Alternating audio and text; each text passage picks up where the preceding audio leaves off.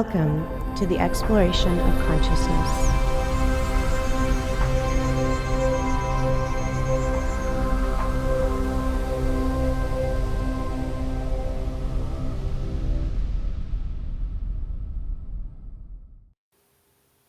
Hello and welcome back, ladies and gentlemen, to the exploration of consciousness. This is TEC 21.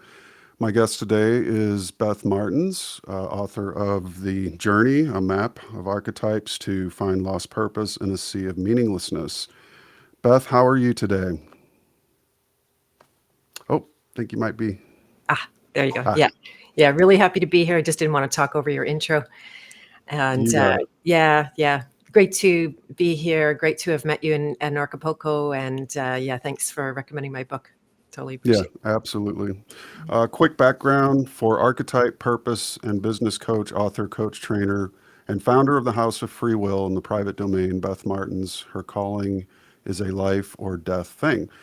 After a decade as a corporate VP in her family's firm, 8 trips to India, which I'm going to ask you about, that sounds totally fun, and a 3-year battle with cancer, not so fun, 20 years ago, she used archetypes to save her life. Today, she helps truth lovers find their sacred purpose, be valued for their life's work, and survive the ordeals of their hero's journey.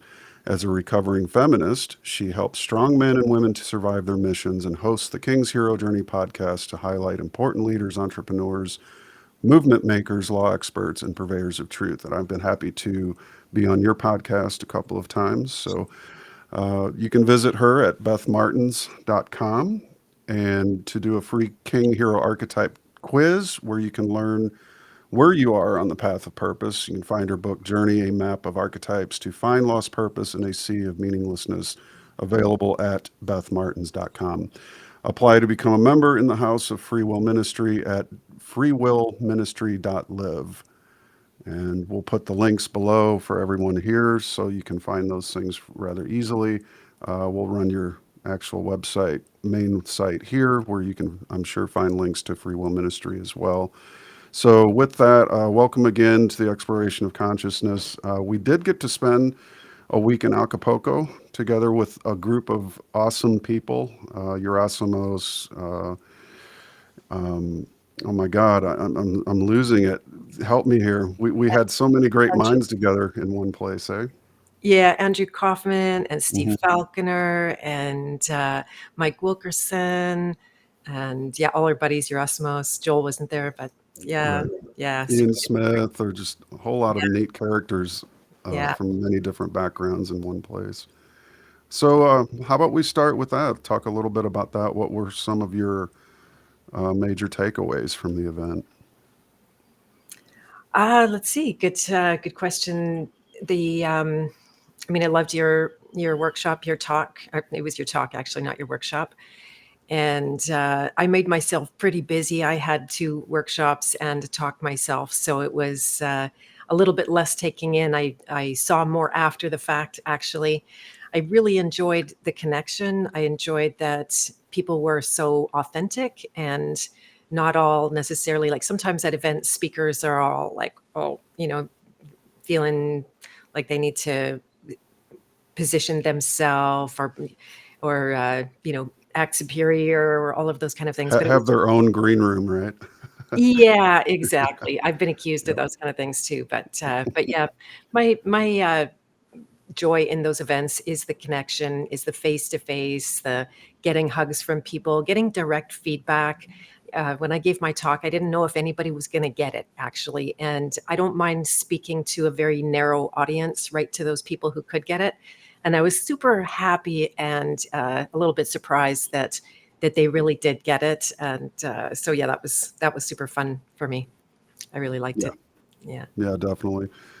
Some great photos. I still look over those photos every once in a while of all of us chilling out around the pool, so to speak, and having really, it's the conversations that are off camera, that are off, the main stage that really stick with you, I think, too, in a lot of ways. Because, really, when do you get the chance to sit and talk with so many people who, for lack of a better word or phrase, or have really excelled at their king hero's journey, for a sense. That's what gets you to this point, is that journey, I think. And So yeah, So there's lots of cool takeaways. Well, to discuss your book Journey, um, which I just finished reading, really enjoyed it.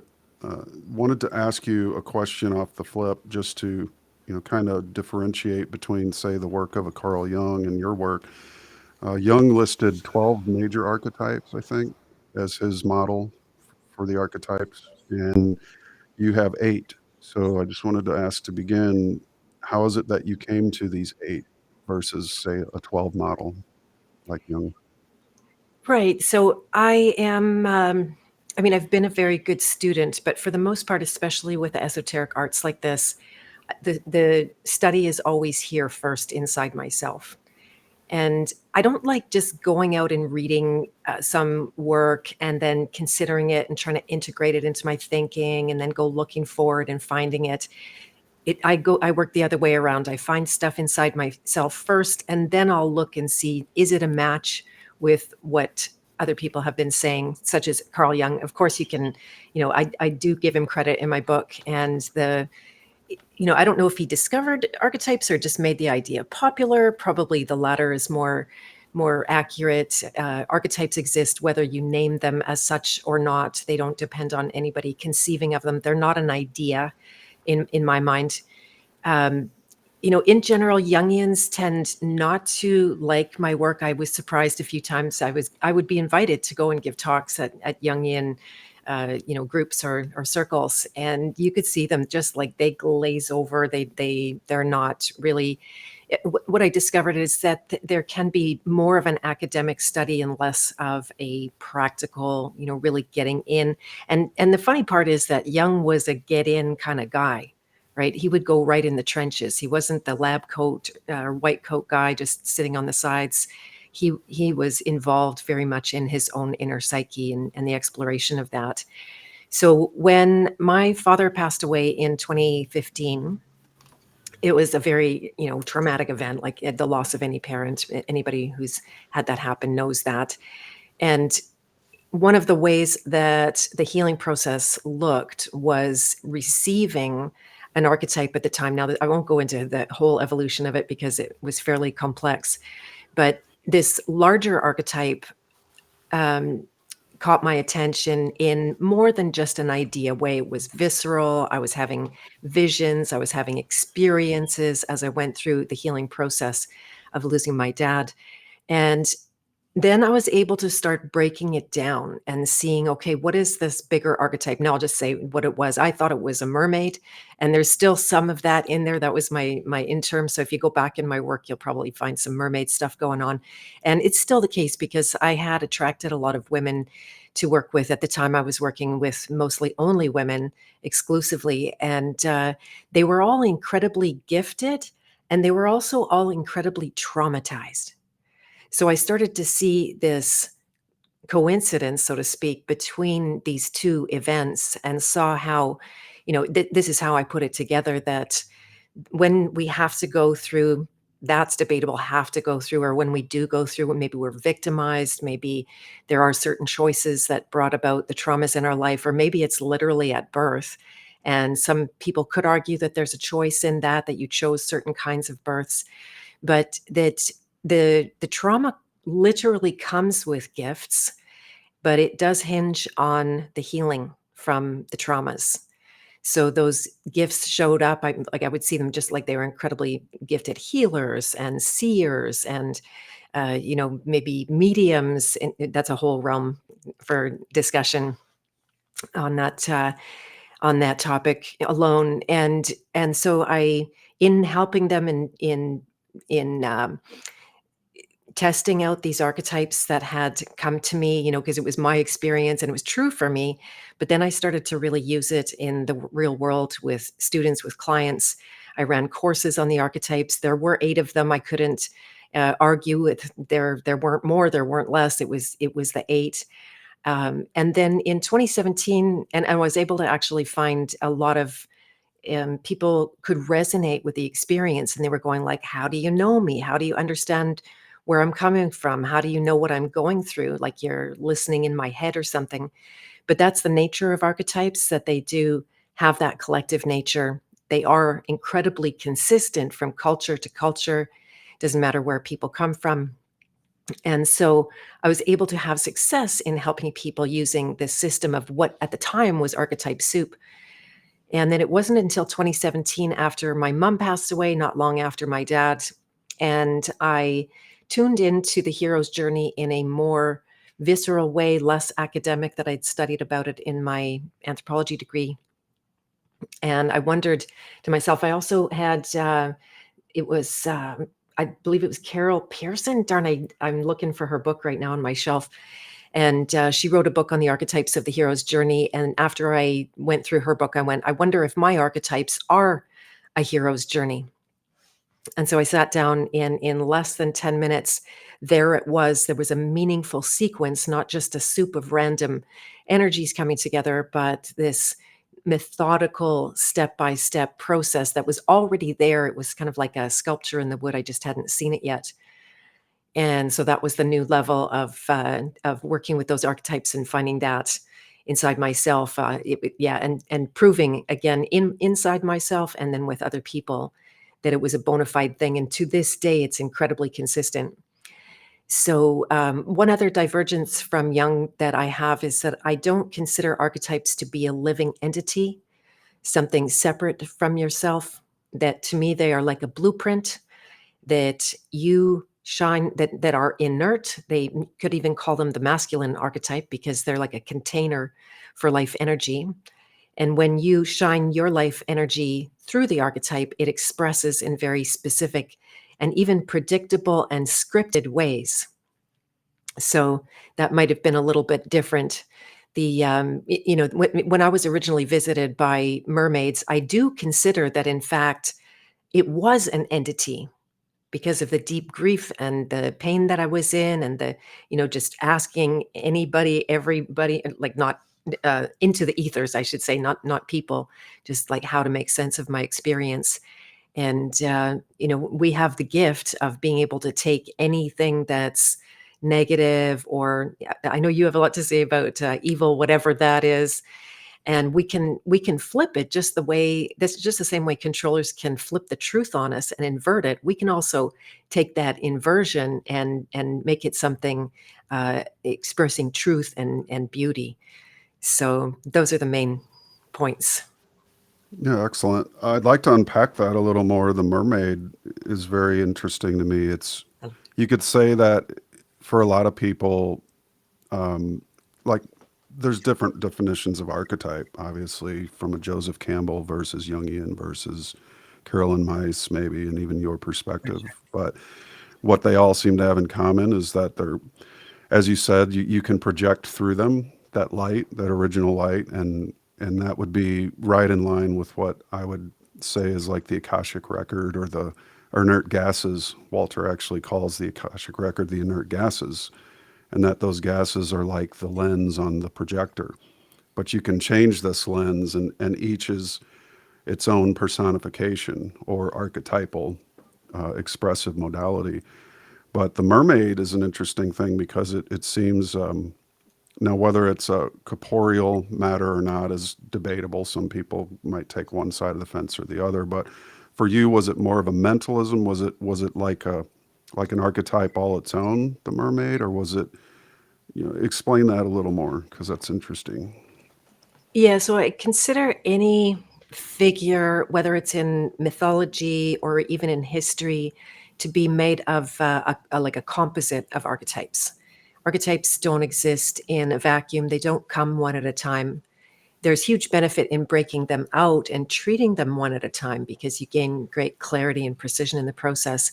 But yeah, I considered the mermaid to be a composite of the same 8 archetypes of the hero's journey. So that, when I recovered from feminism and started to look at the masculine side of it, it became the king hero. So that's the mermaid and the king hero are, to me, the same. Obviously, the mermaid being more the feminine side. I was not going to go mermen. That just did not give dignity at all. It was a Right. king hero thing.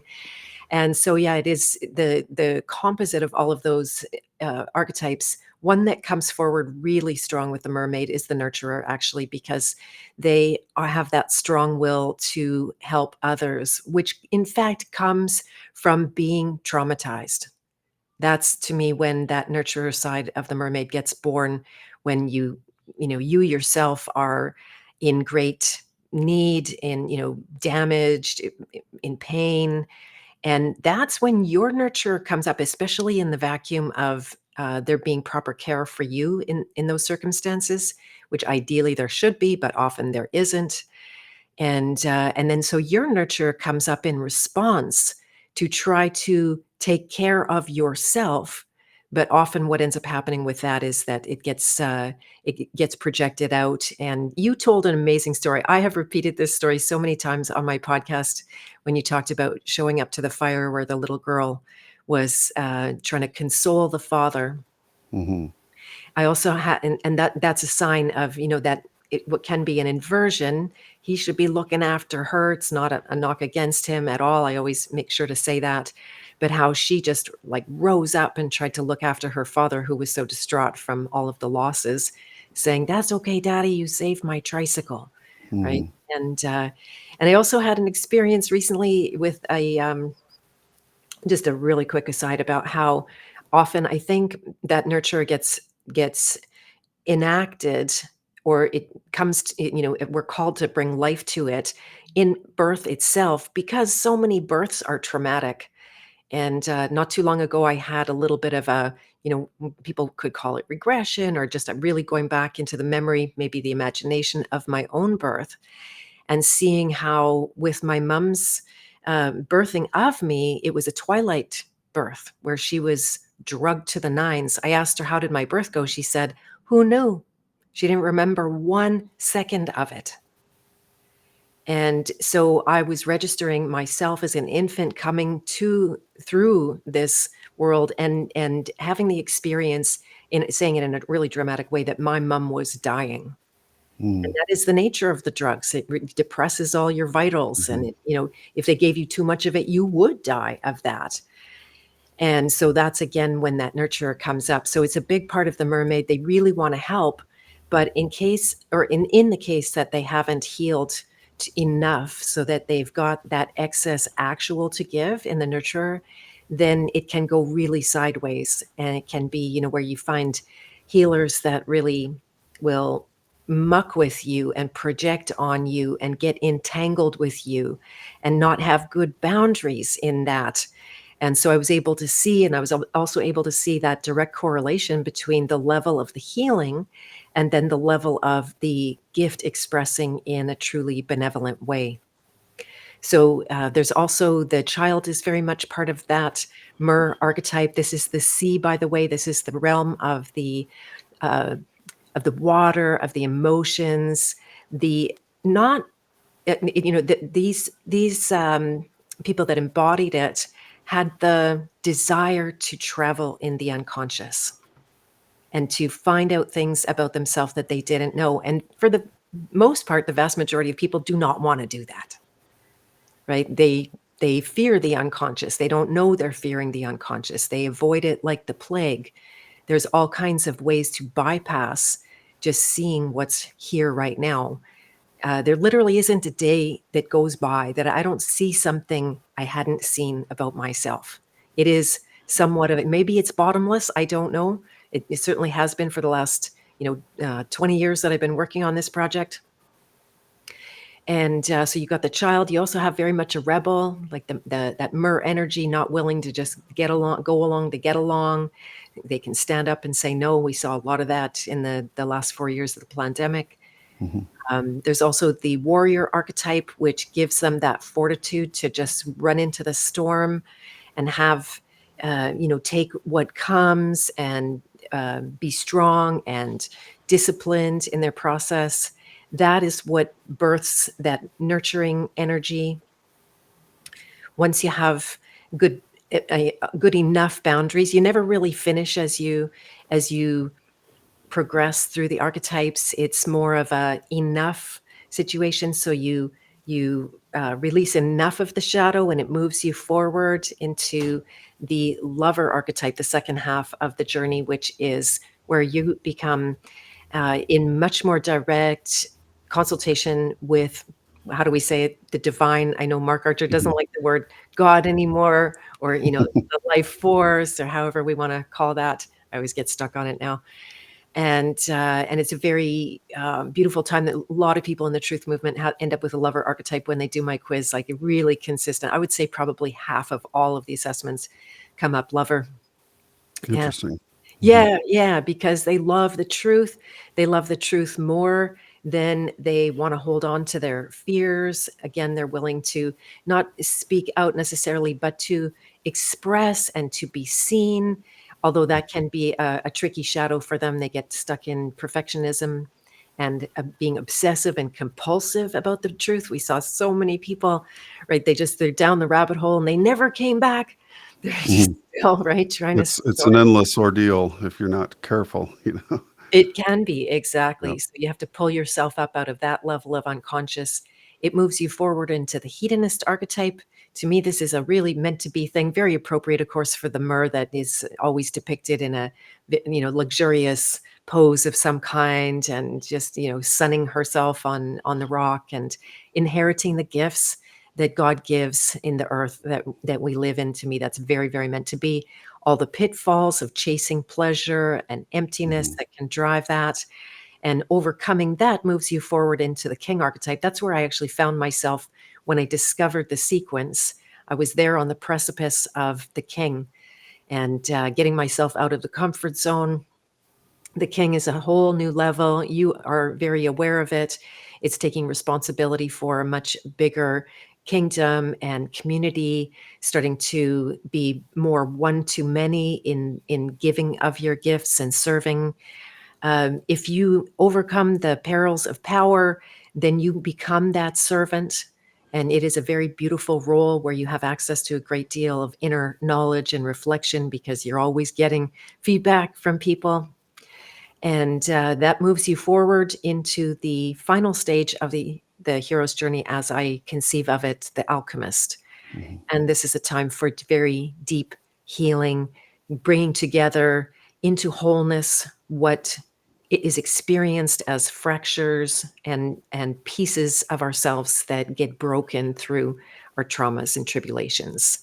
And then you're back at the beginning of the journey again, because that is there's no end to the vibrational nature of the world, if I'm speaking your language, and that it spirals, and so if you're going up, you just hit the next lowest level, so to speak, of the journey.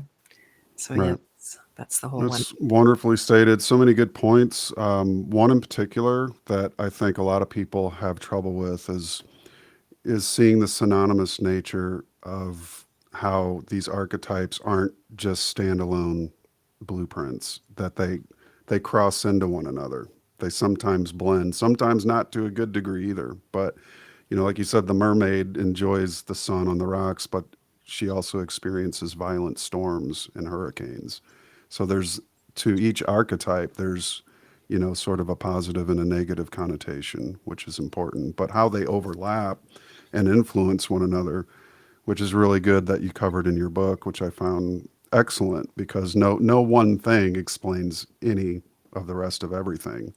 It's usually always an explanation of multiple things. Like there's no one factor of illness, for instance.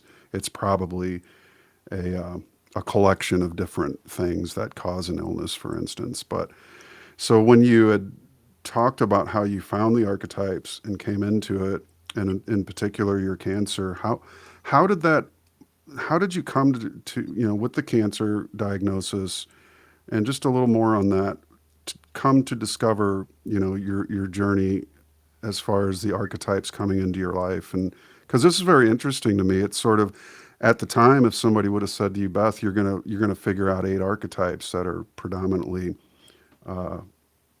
able to be applied to people's life experiences and explain certain things and conditions, in fact, will help lead to your own healing, you would have probably laughed him out of the room, right? What are you talking about? But why don't you just unpack that a little bit for listeners, how you came to it, and then, tell us about that calling. What was it, divinely influenced? And I have so many words for God. You can use any of them, and they're all synonymous to me. So you can call it super. You can call it whatever you want, and I'll get you. So Okay, uh, that's great. yeah. Yeah, so in 1999, I was diagnosed with a stage 4 lymphoma. I didn't expect to be. I was actually trying very hard to get out of my life, but didn't feel like I could just make a choice consciously. So instead, unconsciously, like you said, with every archetype, you have both a conscious and an unconscious expression, like night and day, like they have actually nothing to do with each other. And so I called it in from the unconscious, and my ticket out of the corporate world at the time with my family's business was this deathly illness.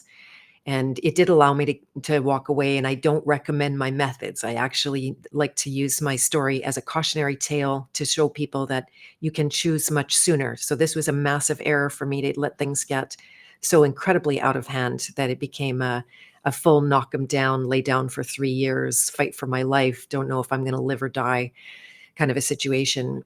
And it was actually after a second diagnosis where I could see signs coming back. They didn't even know that I was sick. They were testing me. Nothing was coming up in the tests. But I, by that time, was more aware of my physical body. I had changed my path from, ascension, getting out of my human experience to the so-called spiritual divine experience, which was really backwards.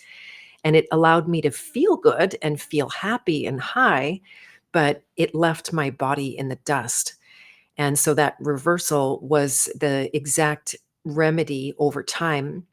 And it did lead me to the work of Carolyn Miss, a book called The Sacred Contracts, which I'm sure many, many people have got just from my recommendation. And I didn't know anything about that book at all. I just grabbed it. It was one of those intuitive moves where, I was grasping at straws. I had tried literally everything that I could even begin to relate to natural, and ended up doing all the conventional stuff because that stuff wasn't working. And I was doing all the best things for myself, still dying, going like, okay, what is this, God? I need to know. So I began to read that book and went from that academic understanding of archetypes to like, oh, I need to find this inside myself. What is going on here? And so I went into a vigil with myself and I began studying and really looking at the archetypes and just looking at the patterns, which is very helpful. I'm grateful to all of the predecessors that came before who could map out some of those, because it makes it so much faster than if you were to try to devise the whole system. It's how we can really stand on the shoulders of giants. Mhm. And so after some time, it did take some time. In fact, every time I sat down to meditate on the archetypes, I would black out. I would just literally go unconscious. It wasn't quite a sleep. I would describe it as a yog nidra, if you're familiar with the words from the Vedic world in Sanskrit, how nidra being sleep, but yog being a united sleep, one that is one with God kind of sleep. And that was how I was able to incrementally get bits from the unconscious and start to see what I couldn't see.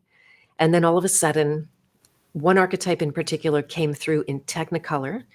And like you said, it's way more complex than that. And I did go the distance and find my whole, body of archetypes at that time. And then the new generation that came up 2015, 2017.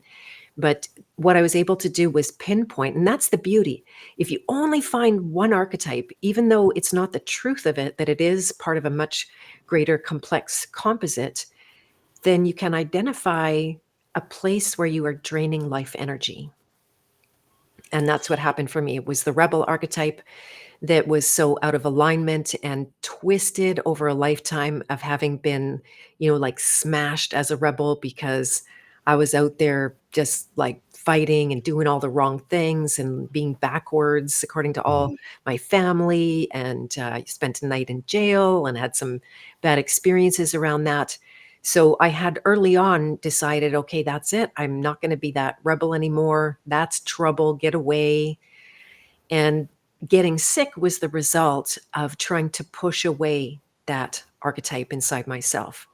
It was, in fact, there for a reason. I don't know if this is just conjecture, but do we choose certain archetypes at birth as our tools, as the means of expression for the purpose that we've been imbued with, or that we chose something to that effect? And finding that one archetype, I was able to see, like, wow, there is why I'm dying. Or at least, Mm. it was more in retrospect that I could see that, because I couldn't guess at the time. So I began to clean up on that archetype, to release the shadows, to come full circle to a place of seeing how I had chosen a life that was anti-rebel. I was trying to be part of society.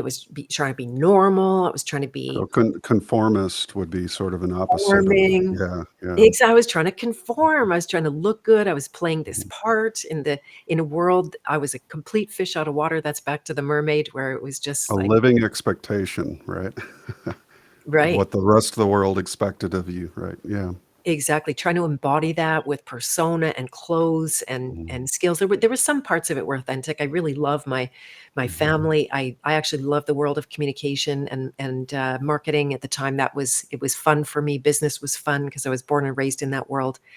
But the environment was just so completely out of alignment with any, Mhm. life that I was seeking. At the same time, I had been going to India, and so I yeah, want my to ask mm, you quickly about that. yeah. What you mentioned, there's so many good points here, but with the rebel, it's in the fact that so many people acquiesce and they may not even know it. They conform or they live to the expectations of others, which, as you stated, that may have been the source of your sickness. Because as much as you wanted to get away from that, that sort of left that chasm, that void within you that was incomplete and unfulfilled. So to find the way in which you could make peace with that, you had to get away from it all, right? And I'm sure that just rings to me. I get chills when I think about it, but that most people probably at some point in their life, when they come to this point where they look around and they say, this is all hollow, it's meaningless, that you actually, as you said, you don't necessarily recommend people take that path of pushing yourself away. But I sort of had a similar thing. It might not have been on the rebel, so to speak, but sort of just the way that I was lying to myself in 2007, 6, and prior. And I had this come to God moment where, I say March 4th, 2009 was the day I went and sinned no more. But I was intent on doing that. And so life began to improve slowly over many years, but it improved nonetheless. And I think being honest with yourself is one of the hardest things for any of us to do.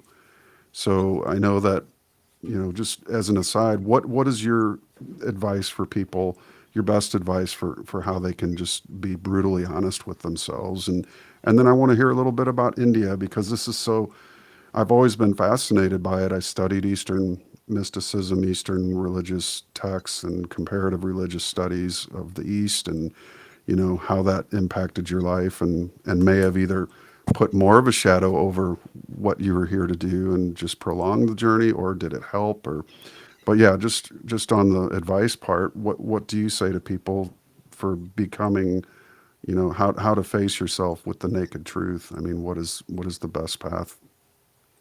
Fantastic question. And I was so thinking about this yesterday in particular, because I am running, I think, as you know, the course on the nurturers. And so we had an advanced session on the goals that about half the people are taking. And, it's pretty edgy stuff. And it's very, somebody used the word introducing themselves on the forum, and they said it was raw. And it's like, boom, it's very raw, because the shadows are something, they're called shadows for a reason. It's funny how we're all so, like, excited. I'm always excited about archetypes, and then when I get into it, I'm like, oh, that hurts, and oh, it's like this, and it's all about pain. In the first class, we're gonna so go into pain, and I was laughing at Mhm. myself last night, like, yeah, yeah, they're all gonna cheer, whoa, yay, awesome, we're gonna be feeling pain. And it is that being honest with yourself that is going to bring up that pain. The alternative, here's one bit of advice. The alternative is being in denial about the pain. The pain is already there. It is. You can't argue with that reality. It just is the way you've organized energy, even if it's totally unconscious. So the part of the trick is to see the pain of denial. And that's actually the child's archetype. That's right at the beginning of the journey where you're faced with that choice. We were all faced with it, or many people were faced with it in 2020 or in the past years, where your senses were taking in a lot of like wrongs, and you're like, okay, do I look at those wrongs and cry on the floor for a couple of weeks? Or do I just put my blinders on and try to pretend nothing's happening and go along to get along? And so the people that I work with have got to that point where they see the pain of denial is bigger than the pain of reality.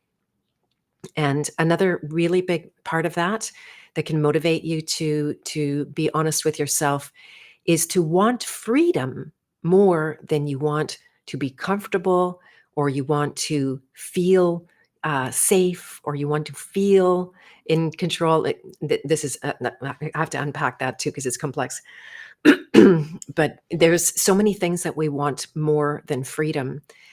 Freedom, I can't define for everybody. It has been an evolving thing for me over time. I can tell you what I think freedom is, and I'm always curious to hear what people think about that. But the self-honesty, there's nothing but reward if you have that desire for freedom and you're willing to go all the way through. Now, where people get stuck, and this is actually a lover's shadow, is where you go into the pain, but not all the way. And it burns you, it threatens you. The programs underneath them are going to tell you terrible things like you're not safe, you won't survive, you're not in control, nobody loves you, you're broken, you can't be whole, all of those kind of enormous threats, which are in fact the bigger pain that is unseen, that are unseen. And so in this wanting of freedom, you gain courage, which is not like the destination, but you need that in order to just see and go through things. I've been through so many like awful things about myself that threaten to kill me by the very energy of them. And when you see over time that they're empty threats, that they carry no life of their own, they have no authority over you, back to the rebel Right. archetype, then you get an impression.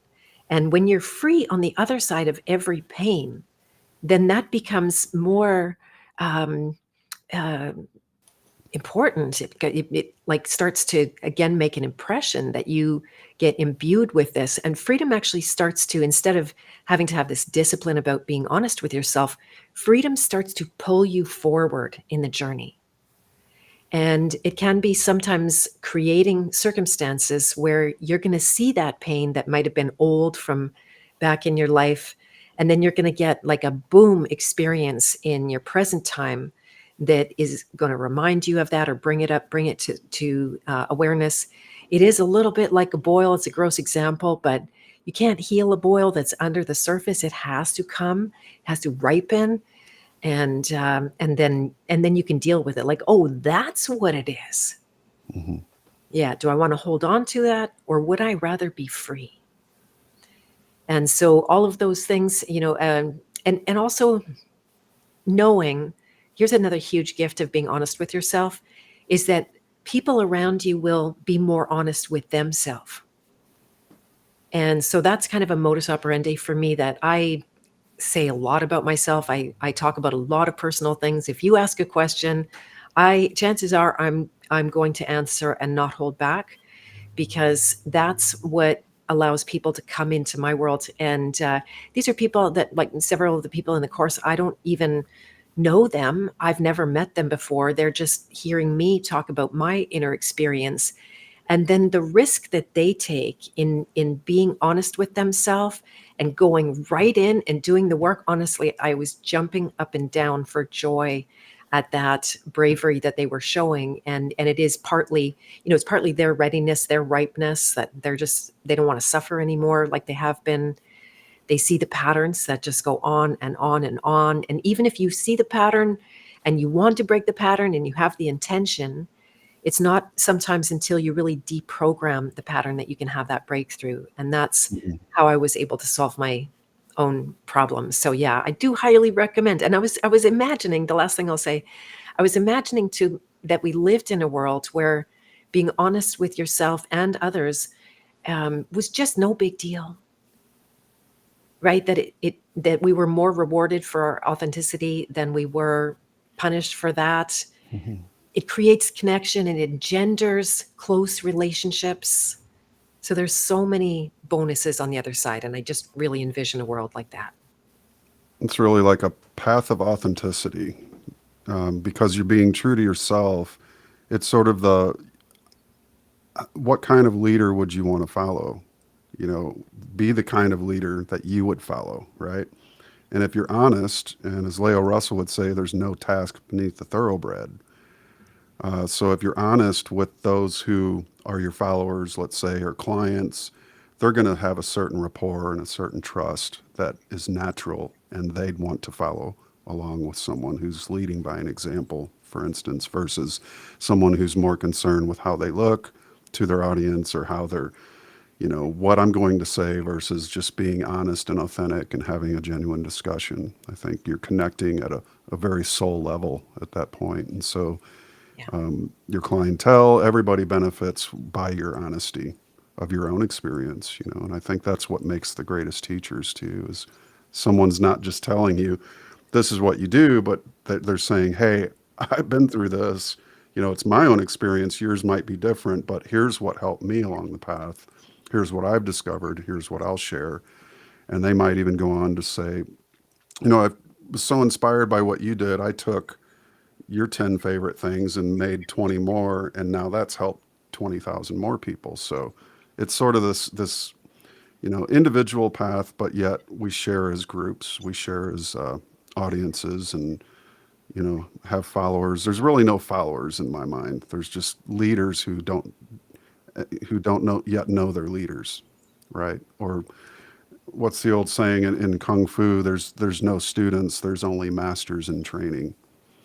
So they Nice. just don't know their masters yet. So the true Right. master will impart the wisdom, but also does it through the experience of life and living itself, which is just a wonderful way that you put it. Like being honest with your clientele about certain experiences engenders that kind of a more self-reliant ability on their part. With India, Mhm. how interesting. Maybe just a brief little bit about that, and what are the pros and cons that you took from that, and what parts really helped you to formulate the archetype in this journey book in that sense. Right. And if I just quickly say, Sure. with relative to the king archetype, good leaders create leaders, not followers. So I'm sure you've heard that before, but Hmm. that's exactly where I'm coming from. And then Good. yeah, India. Wow, I got totally enamored. I was in university in my graduate year, and it was one of those serendipitous, almost accidental things that I ended up in a 4 credit course in meditation. It never happened again. It was the only time, and I needed half a credit to graduate. And I had just by accident taken a Religions of India course that I wasn't even interested in. It was just at the right time, and I wasn't Mhm. against it. And so then here I am in this course and developing a very strong, passionate interest in meditation, and starting to see a quick result and transformation inside myself. So I set my sights on going to India. I kind of went through the back door. I did a cultural exchange program, went to Nepal first, and then once I had been to India, met a guru on a mountain, white bearded guy, a real classic scenario with a following, with true followers. He was not creating real leaders at all because he needed everybody to be on his team. Mhm. And so yeah, studying the mantras, studying Sanskrit enough to be able to write my own music to mantras, for example, and looking at the many archetypes of the gods and the goddesses, how the masculine feminine is just so consistent. You always have a Shiv and a Shakti, and um, ugh, Radha Krishna, and I'm trying to think of Brahma's consort. I can't offhand, but And just taking that in. It wasn't when I really started to study archetypes, but they're there, and they come in through the unconscious because they're parked in your own consciousness. There were certain, like Lakshmi Vishnu. I loved Lakshmi because she was the bringer of all abundance and good health. And um, most Indians are always praying to Lakshmi and giving puja worship to her because they want that abundant life. And so I was there to study meditation, but it was, unfortunately, I can't blame anybody for how they taught me, but it is an ascension path. And I was taught that everything from here down is low class, and you're only shooting for everything here and up. And if you're hearing this as a podcast, I'm pointing to my eyes and up. And the effect that it had on me was to make me vacate my body and my emotions and my thoughts. Right, thinking was bad. You weren't supposed to think, and you're just supposed to repeat mantra and meditate on the space. There are good things about that. It's not a baby in the bathwater situation, but what it can do is, where there's suffering, it gives you that like immediate way to bypass. And I'm sure you know the phrase spiritual bypass, where Mhm. we, in favor of higher frequencies, we end up just being in denial and not honest with ourselves about lower energies, which can in fact be lower frequency. And that's true. Like, people have got to know that it's better to be encouraged than it is to be in apathy or grief or fear or lust or anger or pride. But what I've discovered since, and it was actually culminated at an Acapulco with a conversation with you in particular, which was really fun. This was a highlight I could share too. That this world of frequency is a trap, and that it keeps people on a spiral, trying to ascend, trying to get higher and higher and higher. That's what my talk was about there. And then seeing how that map, right, whether it's the spiral map of archetypes or the spiral map of emotions inside yourself that you have the aversion to, that the purpose of the map is to get off the map and to go from frequency to the source of frequency that has no vibration.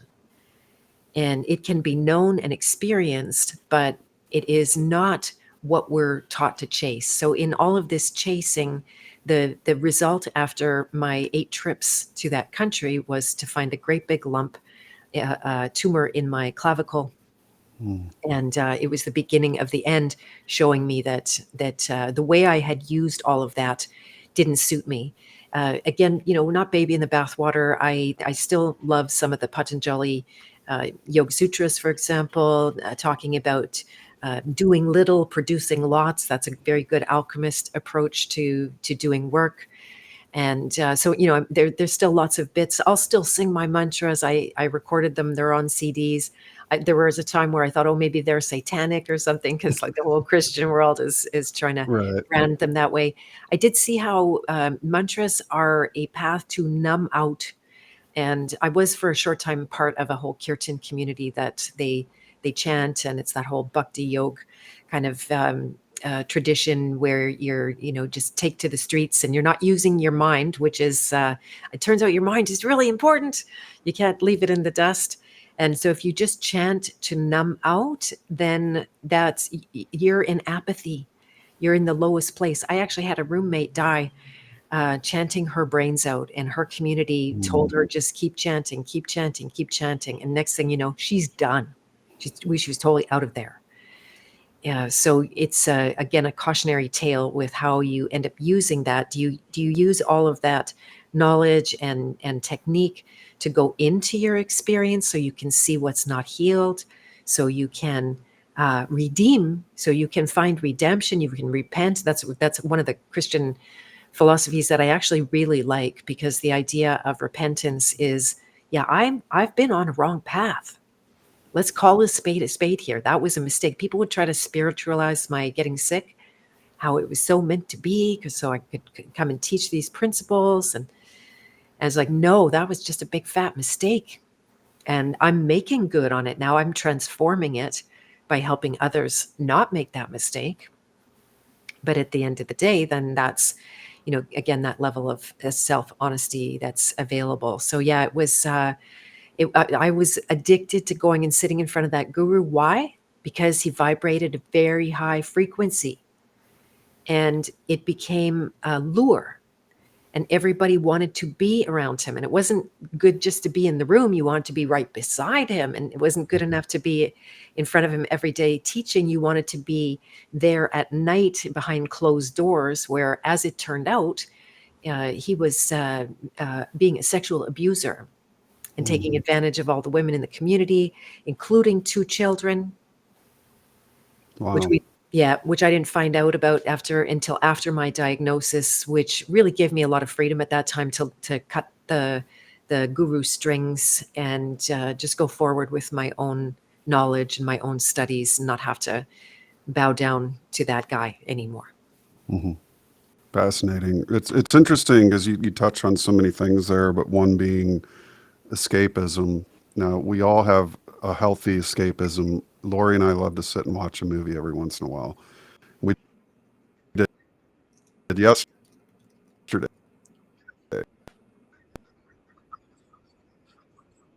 Time to escape even. I love them to death, but they can, children can be a testing torch of many different abilities that you may or may not possess. But so we Yeah. got time to escape a little bit, but then there's this thing that I point out in Dispelling Dimensional Madness, which is toxic escapism. And that's just the need to get off the planet completely, which has very Gnostic roots, and it's sort of this idea that heaven is somewhere else, and that we're only going to get there if we can rise out of this life, out of this body completely, as you said, from the eyes up, right? Sky's the limit, but not then even. So it's sort of it's what I love about like guys like Yerasimos and Joel who constantly talk about the importance of body, as part of this equation. We're not just here to mastermind, because the way I look at it is if you mastermind, you automatically master the body, but you can't really say that the bathwater exists without a baby. It's like in the Weinstein Rogan Howard interview, Weinstein says, "How much bathwater, how much baby?" And it's a equation between the two, really. So you can be out of your mind and fully in your body, or you can be out of your body and fully in your mind. But you can't just be one or the other. You're going to have some equation of both. So when you say that your peers had said, "Oh, this is a teaching tool," well, and you're like, "The hell it is! I'm going to get back into my body so I can figure this all out." It's sort of like you had to find the rebel, even against the spiritual side of this whole thing. That rebel was something that could be denied, even in a spiritual pursuit, much less from the denial of your own body by getting out of the family business altogether. But yeah, that's a great way to put it, because that rebel. How did the rebel save you, real quickly, if you would? Just what did it?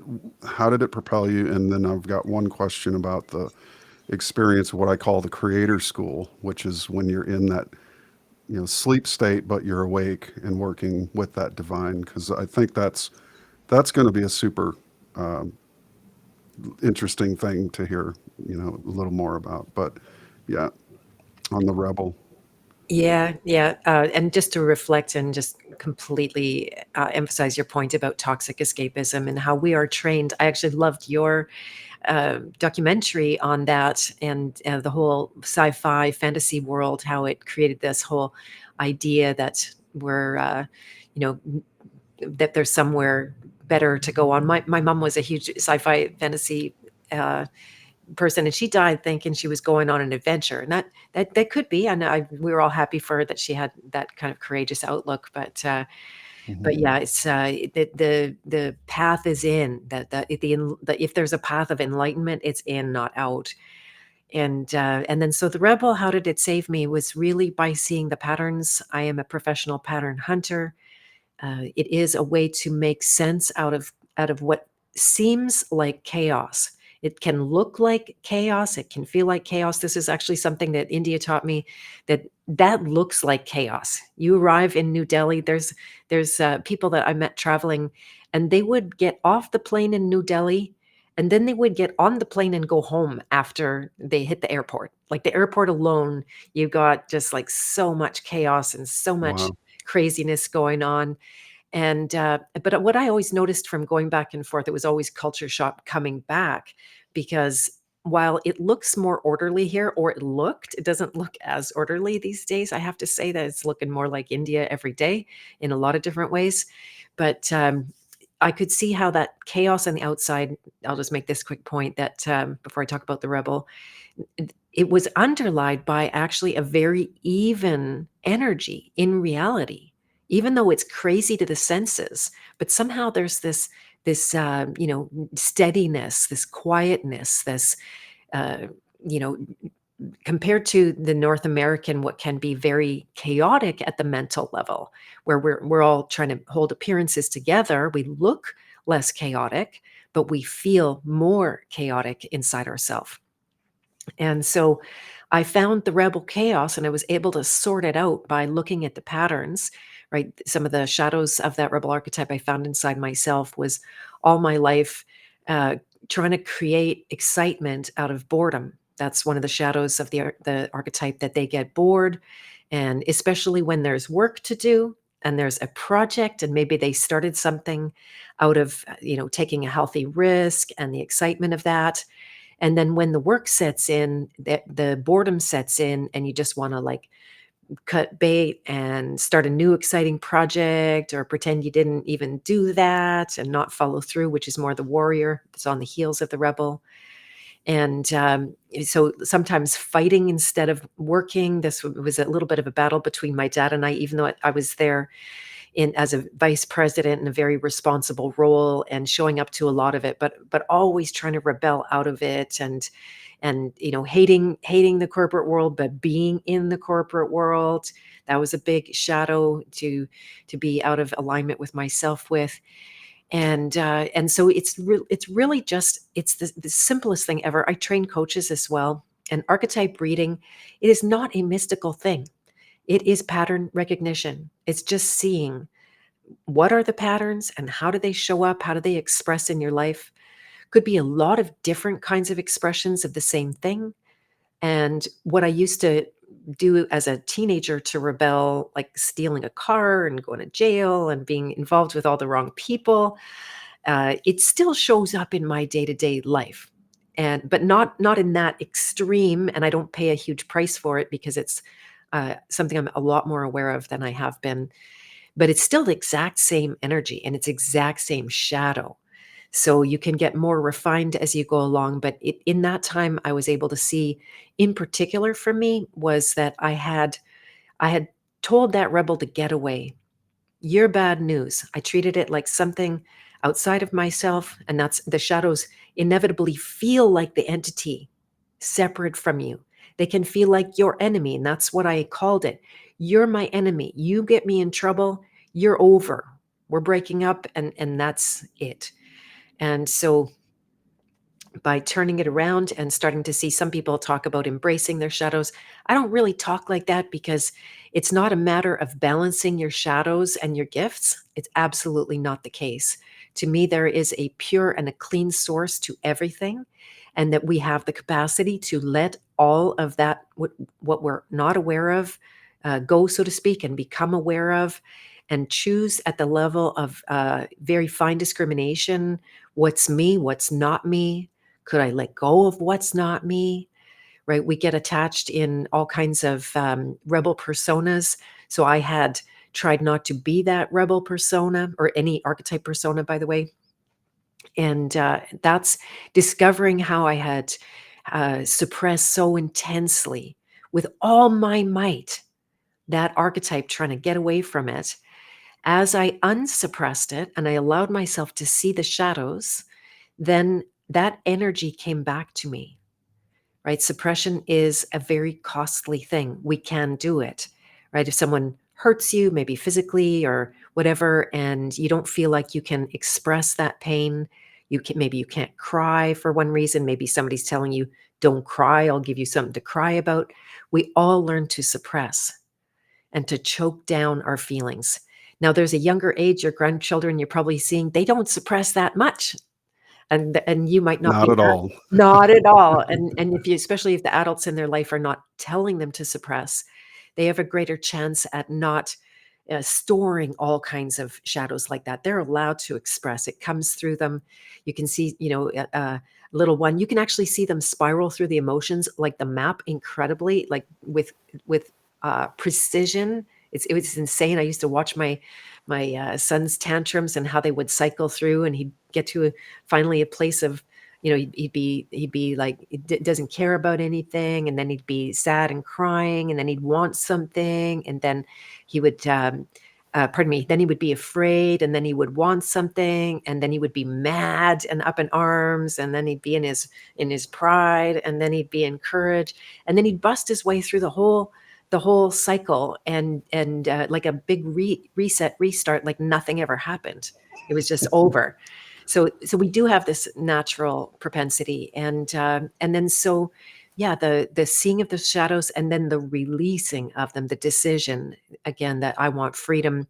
Some of my tools didn't come in until later years, where I was able to articulate to a much greater degree the nature of programming, but I was able to let enough of it go that I went from dying to living practically overnight. And it was just an energy return. I always say, I don't know how to heal from cancer, but life energy does. So when you free up the energy and it's no longer used to suppress important parts of yourself and to suppress programming, to suppress pain, then it goes to work for you, because it's the nature of that life energy. It gives life, it begets more life. And so you inherit that in the process of releasing and deprogramming. Well, there's a clip right there, if there ever was one. That's what I was looking for. That expression of that light being uncapped, let out, unfiltered, raw. In other words, that rawness of the human spirit. And you said something interesting about you don't try to get rid of the shadow. I think, and something came to me right there, was the more light we culminate within ourselves, then by equal, let's just say, to the exact degree of the amount of light that shines within you, is to the degree of the lessening of shadow. So the more light, the less shadow, really. And that had come to you. Yeah. Call Could I it. say something about that? Sure, Yeah. absolutely. And I take it that the light's already there. So there's Right. no bringing of the light. Yeah, just because that can be a really common mistake people make, just in case they're listening. Yeah, it's much more about the artist and the wood and the sculpture. Is they don't have to add the sculpture. The sculpture's already in there. It's just pulling away everything that's not that. Yeah. Right. Sort of, we put our own filters on this light, through experience, through traumas as children, and so on, through and throughout our lives. Yeah. What would you say to someone who is in a family business, let's say, and the question might be to you as well, but it might be answerable from the both perspectives. Could you, having learned all this, right, and gone through this journey, still have stayed in your family business and been able to do it? Because some people might find themselves in a situation where, oh, I wish I could get out of this, but I'm tied to it. But having this knowledge and still being a part of that will actually work now when it didn't before. Yeah, so it comes down to sacred purpose, right? What is your calling? What are you here for? And for me personally, staying in the family business, I could have, with great effort and pushing of the river and going against the current and against the stream, which is unfortunately very, very costly, can be a long project, and there's no guarantee of success because the people in that world weren't in support of me, what I was doing, although they weren't against it. I was personally leading a double life. I was doing the thing in business that I thought was going to support my spiritual life and go to India every year. And, it was a little bit more of a means to an end, plus a service to my family that I wanted to help them and, again, be seen as a good one in their eyes. And, but everybody would be unique. There are situations that they're not just to bail out of.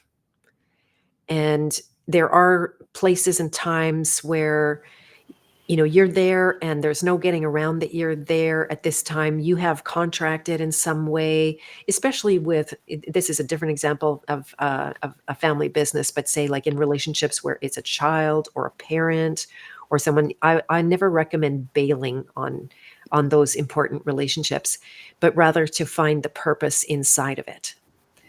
So I could have done that, but I think I would have been at war with that world in that process. Like I would always dream, I would see a billboard and I would dream that could say something beautiful, some like amazing, inspiring message that would uplift everybody and create more positivity and be an invitation to a world. Like I was envisioning a world with a spa on every corner where we would go and work for our health and commune and eat off plants that are growing right there in the spa environment. Maybe one day I'll still do that. And so there are ways to work within. Sometimes it's literally sacred purpose is just a way of being in a short interim where maybe you do have another vision, but you are feeling like this is your obligation to be here now where you are. And then your way of being can be how you express your sacred purpose. So sacred purpose is never void, or no situation is void of the potential for sacred purpose. This actually is a mistake that many people make, is to escape a current situation by saying, oh, that's not my beautiful purpose. But what they don't realize is that whatever is in front of you is exactly your door to purpose. And it's meant to be gone through. So if it's a difficult relationship or being in a business that you don't want to be in or work you don't want to be in, how many people work a job that they can't relate to, that it just is a means to survive financially, which is a means to survive physically. And, sorry for the sirens. So every person's situation will be unique, and they will have to get to the heart and the soul of it. Now, what I recommend, it's not just a thinking process. So you weigh the pros and you weigh the cons. To me, that's a very not helpful path at all. You end up just as stuck seeing all the pros and cons as you did. It becomes a weighing act. To me, that is much more a satanic kind of thing, weighing the good, weighing the bad. If the good outweighs the bad, then you're going to tolerate the bad. Well, that's actually not necessarily in alignment with your sacred calling either. So by deprogramming the pros and the cons, deprogramming the reasons you like, the reasons you don't like, the reasons you're attached, the reasons you have an aversion, right? Because there's always an attachment and an aversion. I was stuck in that family business, but it wasn't just that I had an aversion to it. I was also powerfully attached to it. And between those two forces of, we can probably talk about the magnetism of that and everything. And what it does when you've got two magnets going in two directions strongly at the same time is they spin and go nowhere. So from the outside, it looks like you're literally stuck. From the inside, it will feel like the chaos of spinning. So yeah, each one is going to have to find it inside themselves to see sometimes when you do a lot of release work on something like that you think that you can't leave or you can't get out of, say it's a job that you're just going to tolerate and you got to pay those bills and raise your family. Well, next thing you know, the job quits them because they get free of all those attachments and aversions. And so that's a very common, be careful of your freedom, because it's kind of a bad way to say that, but when freedom starts to pull you, it's going to put you in situations that are for your greatest freedom. And sometimes that can mean that it's going to bring most of your shit up, or the most of that. So people don't like that. We have an aversion to it. We are babies where pain's concerned. And, the sooner that you learn to use all of that pain in your life as a door to freedom, the more you're going to be able to move more fluidly and not find yourself stuck in situations like that. You had a short part in your book where it's entitled, I Was Doing Everything Right. And you're speaking to sacred purpose. And I think that's hard for a lot of people because in their minds, they're looking at their lives thinking, I'm doing everything right. I'm doing what everybody expects of me. And in that can be one of the most severe traps of all. How would you comment on that and to help people who have that mentality? I'm doing everything right. I take care of the kids. I pay the bills. I do this. I do that. What's the danger there? Right. It turns into a kind of virtue signaling. And that can be to your family, that can be right to God, that can be to society, like I was doing. And you want to, we have this kind of trap. Actually, the story of the prodigal son in the Bible is a good illustration of it. How the brother that was doing everything right and being right in the expectation of the father's eyes and staying straight and narrow in their life, he was the one that wasn't favored compared to the one that got off the tracks and had the massive realization, because the one brother was doing it out of this place of trying to appear virtuous. And it's one of the points I think that's valid about the Bible. You don't get into heaven by virtue signaling, by being good enough. And this is driven by a program, right? That's a very distinct program, a patterned signature vibration you can find inside yourself. Many people are driven by it. I find it in myself all the time, still very much letting that go. And so we think that if we just do everything the correct way to the best of our knowledge, that it's going to work, but it doesn't account for the unconscious, which is actually a very big force. The image for the unconscious can be that, in the water, you see the little tip of the iceberg, but you don't see the water representing the unconscious. You don't see that the vast majority of it is hidden and unseen. And so by finding out like what moves you to do the right thing, what moves you to do the wrong thing, it can be the very same programming, two sides of the same coin. And so, yeah, when it was a fabulous teaching, when I was doing everything possible right for myself that I could imagine, but I was still a dying person, it led me to that, okay, what's deeper here that I'm not seeing? And that was priceless. I needed to see that. So in a way, doing everything right can be a step in the right direction. It's just not really the cure, so to speak. Excellent. Yeah, agreed. So many of us, moment to moment, align ourselves with values that may seem to be what we really truly want, but really is just a facade at the end of the day, or a persona or a mask to that true sacred calling, you could call it. Wonderful so far. We're about an hour in, and I think I'd like to turn a little bit toward the book here and journey into the journey. So Okay. let's talk a little bit about these 8 archetypes, just briefly to go over each one. And with the child, you just want to start with that and some of the pros and the cons that you see in it, and how that applies to all of us, really, because the child is the door into this world, as we all know. There's no getting through except by way of a woman. And you are a child the moment you are out into this world. And it's often for many people, that experience of that first 7 to 14 years, let's say, is one that defines their entire life, and how it can be really a stone that we're chained to, or the most liberating experience of all, running around in the field chasing the butterflies. So, Nicely said. I like that. Yeah, so the child is born by the union of opposites, the masculine and the feminine coming together, finding the inherent wholeness and the creation that gives birth to. You did a great workshop in the House of Free Will, by the way, on creativity, and I'm thanks. still riding on that energy, by the way.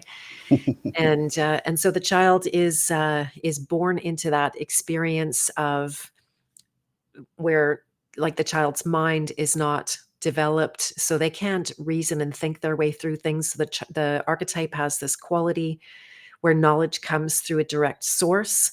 The relationship with God and life is not needing an interloper. So there's no one that has to be that go between. There's no thought, philosophy, or idea that gets in between that direct relationship and reception of energy. There can be the access to direct knowing, so intuitive leaps, almost magical leaps, you can call it with some versions of the child.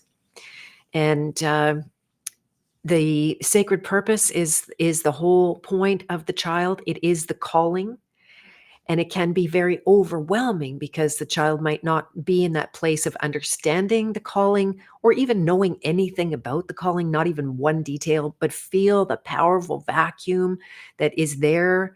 And it presents the child with choices to either enter into the pain of not knowing and pursuing and surrendering to sacred purpose, or like we talked about before, going into denial and hiding under the covers and hoping that calling goes away, and it doesn't go away.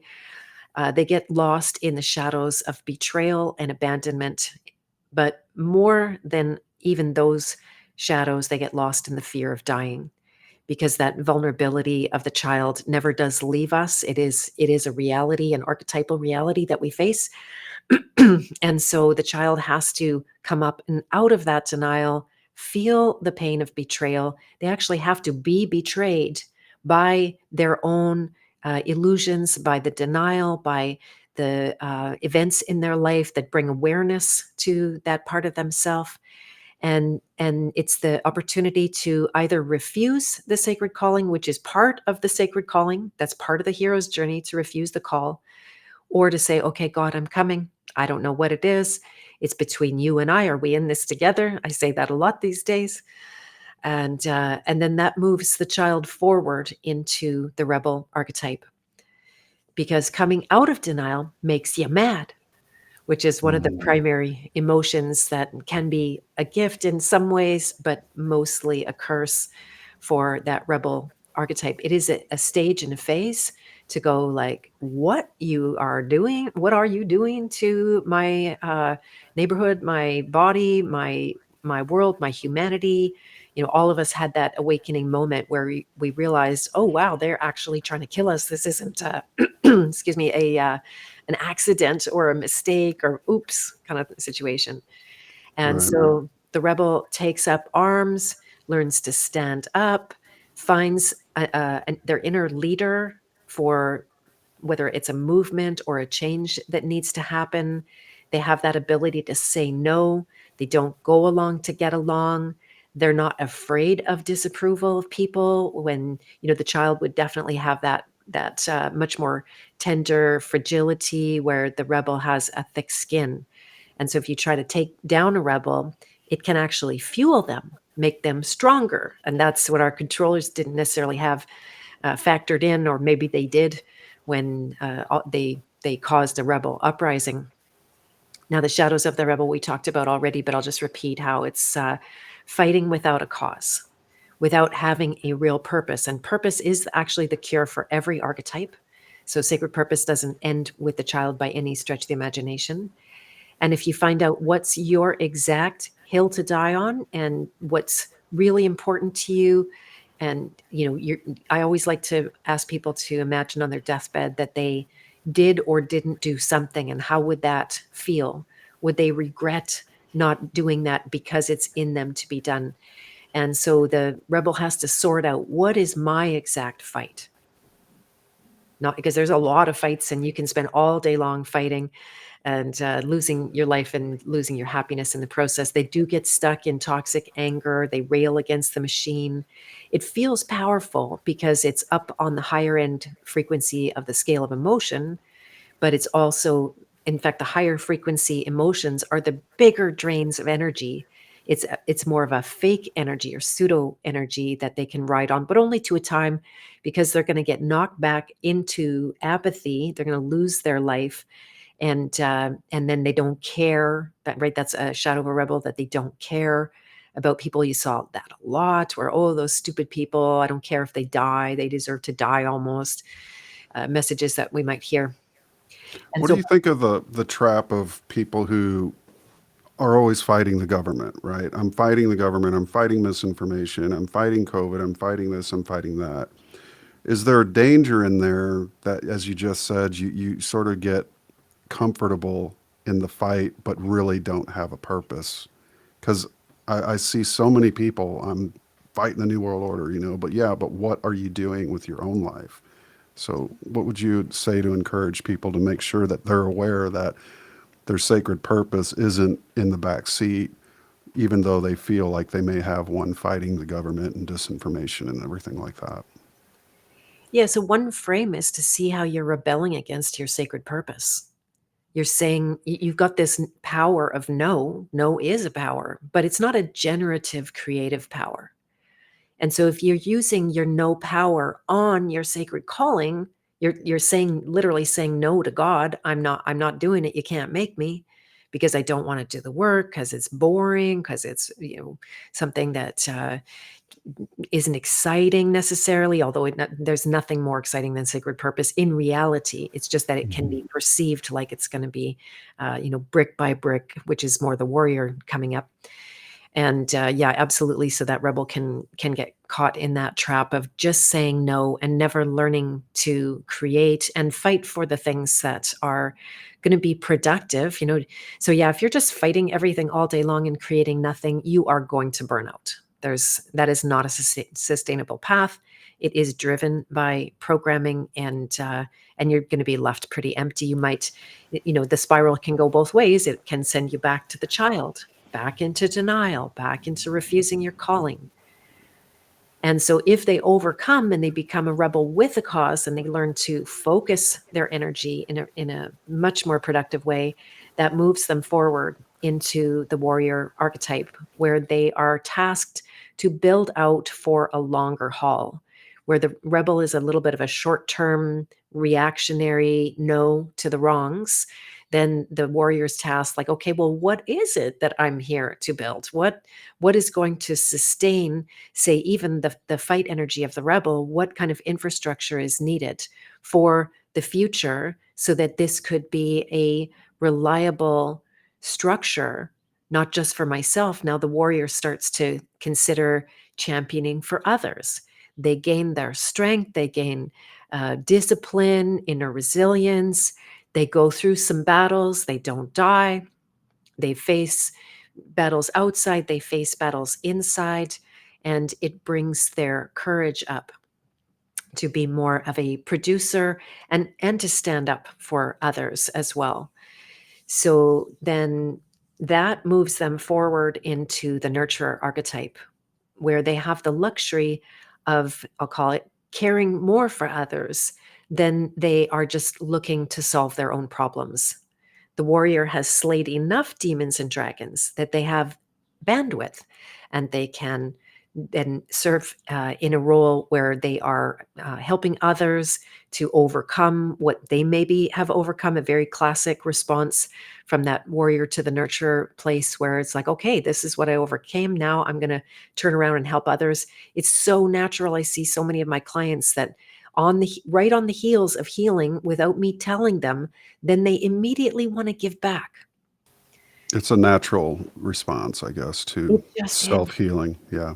Exactly. Your cup runneth over, so to That's speak. it. That's it. Right. And you don't get to keep what you don't give away, is one of those principles also. So your journey would become stagnant if you just said, okay, I slayed my demons, I got enough money, I'm going to lay on the beach forever now. That can be also some hedonist overlap there for that archetype. But yeah, so the nurturer is like, wow, oh my goodness, I need to write a whole entire book on the nurturer now. There's way more content than I can even give in a course. So many nuances, so many traps. And I do believe, again, the level of how humanity is traumatized, especially from birth, is responsible for this over bloated nurture shadow that we have in our world.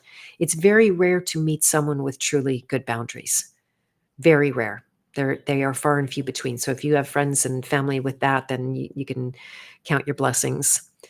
And so the nurture gets lost in things like, very strong will to give. They are purposed to give. That's part of their sacred purpose, but they tend to overgive. They can over deliver.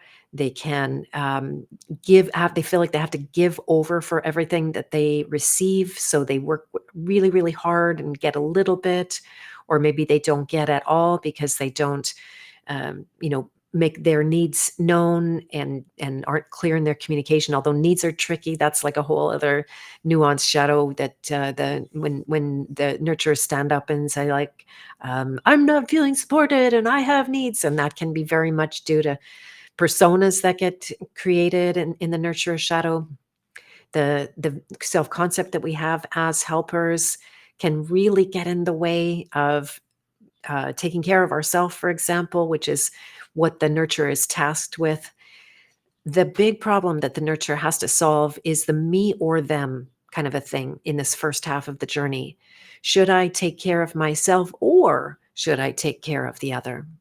So you're always in a torn situation, and you're going back and forth between a number of different pendulum swings in that archetype, and you never resolve it, and you're never going to balance it. So this is also something that nurturers can get onto the pattern to a degree, and they feel like they have to balance these two sides, giving to them and giving to myself, where in reality the cure of that is to get off the map of that teeter-totter to the freedom place, and to give with conscious boundaries, with brutal self-honesty, or brutal's a wrong word, but like, stark self-honesty, and see the flow of energy, see how much of their giving nature is driven by fear programming.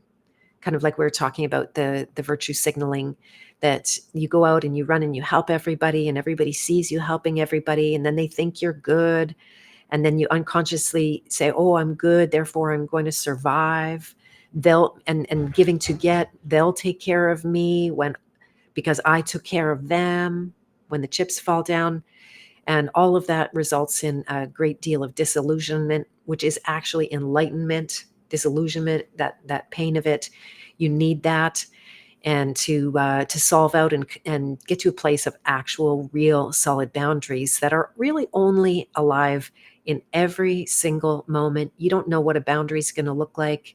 They have to let go of their policies that can be very, in fact, brutal. Nurturers can be some of the coldest people ever, heartless people, and it goes exactly against their nature. So if they get themselves to a place of being driven from love and offering from love, and having them be clean offerings truly out of excess, it moves them forward into the lover archetype. The second half of the journey, where now, as I mentioned, it's between you and God. You're no longer asking everybody if you're okay. And Okay, so you have a sort of a demarcation where I'm thinking the Russell spiral is +1, +2, +3, and then 4, 0, centered by God, 4, which is sort of the mid-tone of the wave, you could say. But this is interesting. As an 8, I see also a 4-leaf clover with each leaf having a central line between the two. But as a model, how it overlaps. And before we jump into the second half of this model, which is just really wonderful, would you say that the child is a mandatory first to be able to start? And how often do you have to take people who get to, say, the warrior or the nurturer, you got to take them all the way back to the child because there's something you miss? Does that happen occasionally? absolutely, yeah. Every person is unique in their traveling on their journey, and there can be that kind of regression, you could call it. And maybe they're really working on the nurture stuff, and you can see the shadows of the child.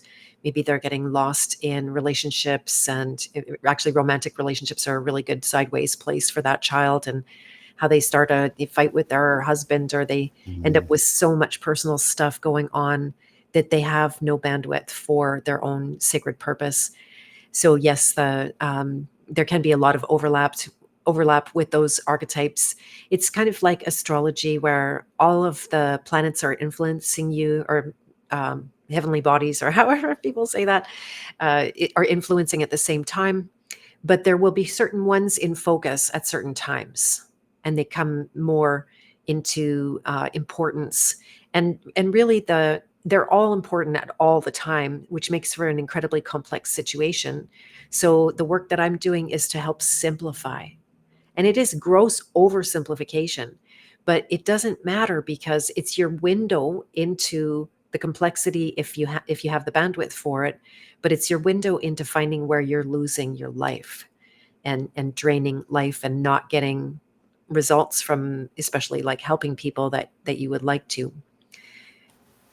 That's a wonderful way to put it, because it's one of the things that, unless you really get that out of the book, which it's hard, what you just said right there, that all of these have like an overlap, but you can look at it as a map for the soul, more or less. And it's definitely your own journey, but as an archetypal map, blueprint slash battle plan, if you will, from the warrior aspect. Yeah. But you can sort of map yourself against this as a psychological system of evaluation, which I think is a wonderful thing, something that a lot of the Eastern modalities lack. Right, exactly. You're bang on with that. And if you like, I could talk about the second half of the journey. Absolutely. Go Okay. right ahead. And so, yeah, the lover, it is a beautiful experience. It's where lovers are the ones that will point out the beauty. They have the gift of being able to see even the beauty in ugly things, and to make something ugly into something beautiful. Also, some overlap with the alchemist there in that transmutation. And so they are um, wanting to express more of their own inner purpose is going to push up. There will be some unique expression that needs to come out of them. They'll get caught in the traps of perfectionism, because when you come out with something that is your heart and your soul, it's frightening, right? You don't know if people are going to like it, they're going to hate it. In fact, the reality is some will like it, some will love it, some will hate it. That's how it goes. And this is a very big point of sacred purpose, is that it helps you to sort out who are your people, right? So that you don't have to waste your time like a rebel could, for example, fighting against everybody. But at this point, the lover has that luxury of being able to find and beacon out to your people, to let the perfectionism go, and the idea that everybody has to love you, and that it's really more about your loving them, your offering, more than what you're receiving. And you risk putting yourself out there for the beauty of it, for the truth of it, because we all are tasked to express our truth. And if you suppress that, people end up with all kinds of throat trouble and sore throats and feeling really blocked, like they can't say what's real for them because somebody's not going to like it. The lover is over it. And like we talked about, their shadow is mostly about the obsessiveness and the compulsiveness that can be attached to the truth world, but it can also be attached to beauty, right? I'll find myself in some obsessive states where I'm just trying to get every little part of my world perfect and looking nice. And women can really struggle with the lover archetype because their appearance degrades over time, or so we've been taught culturally to see it as a degradation, or getting wrinkles and getting ugly and all that kind of thing. So finding beauty at deeper levels, at more invisible levels, tracking the movement of beauty through the living expression of them. This I love doing with plants. How when my cilantro goes to seed, and I'm sad about that because I really love cilantro a lot. And but then tracking it into its different phase, and seeing how, when those beautiful little green, they're like berries or seeds, are born, how the essence of that life, the beauty of that life, is right there. It didn't die, it didn't go away. And being able to see those subtle levels in nature in particular is so pleasing. The lovers bring beauty to life. They They bring color to life. They remind people to feel. This is actually one of the gifts of the lover. They're able to feel stronger feelings that others might shy away from. The shadow there can be getting lost in the door of emotion.